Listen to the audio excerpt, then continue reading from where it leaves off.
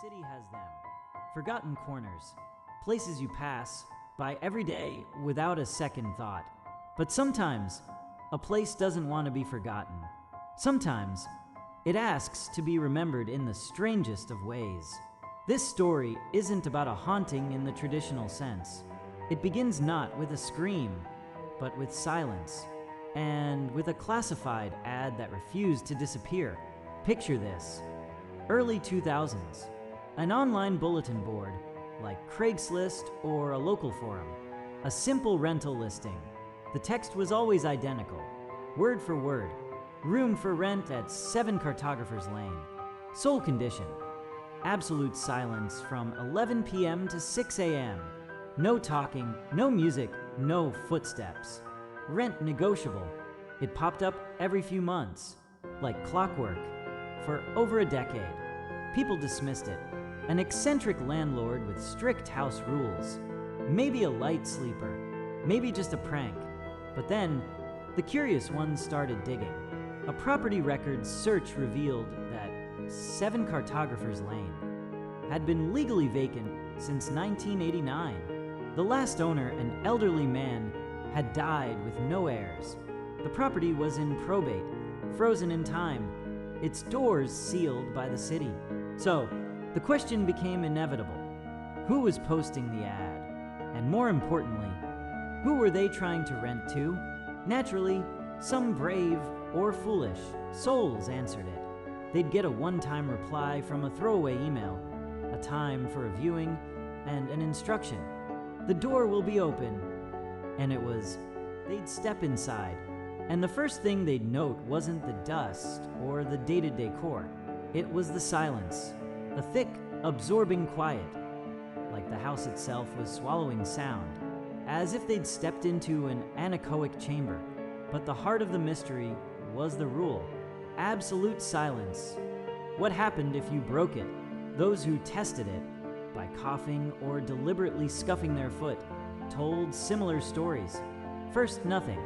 A few seconds of that heavy quiet, and then a sound would emerge, not from a room, but from the house itself, from the old cast iron radiators or the water pipes in the walls.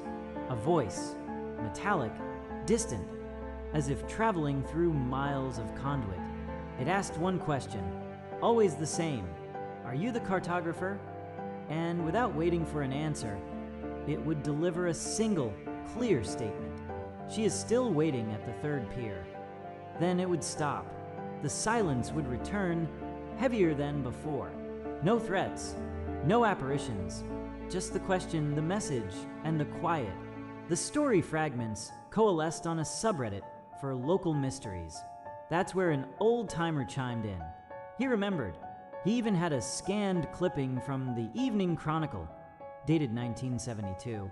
The last resident of number 7 was a man named Alastair Finch, a retired hydroacoustics engineer. His life's work was designing underwater communication systems for ships. His world was sound through liquid and metal. His wife, Eleanor, was a harbor pilot. She guided ships through the treacherous river mouth. In the winter of 1971, in a sudden, dense fog, her signal was lost. No mayday, no wreckage. She was declared lost at sea. Alastair refused to accept it. He became convinced she wasn't gone, but misplaced, that her voice could still be found in the city's sonic landscape. He saw the network of water mains, steam tunnels, and sewer lines as a giant hydroacoustic array, a receiver for lost signals. He spent his final years and his entire savings modifying the house. He filled its cavities with custom resonators, wired vintage amplifiers into the plumbing, turning his home into a giant listening device, a machine tuned to a single frequency, hers. He died waiting, alone, but it seems his machine kept running on autopilot, forever listening. And the 3rd pier, that was Pier 3, a small, private wharf where they'd first met. It had been rotting into the river for decades. You'd think that's the end, a tragic but logical conclusion. The ghost in this story wasn't a spirit, but a reverberation, a fossilized echo of grief, wired into the framework of a house. But then, things took a final unexplained turn. Shortly after the Reddit thread went viral and a local news blog picked up the story, the ads stopped permanently. The last one was posted the day before the article was published. And about a month later, urban explorers, armed with a legend, went down to the derelict Pier 3, under a collapsed section of planking. Encrusted with river silt, they found it. A vintage Ocean Master marine transceiver, corroded beyond use. Wrapped around its handle was a faded scrap of navy blue cloth, the kind used for a pilot's uniform neckerchief. That same evening, the local Coast Guard auxiliary station logged a single, brief transmission on an obsolete VHF channel, one used by river pilots back in the 60s and 70s. The transmission lasted 4 seconds. The operator reported hearing only what sounded like a long, relieved sigh, a release of breath, and then empty static.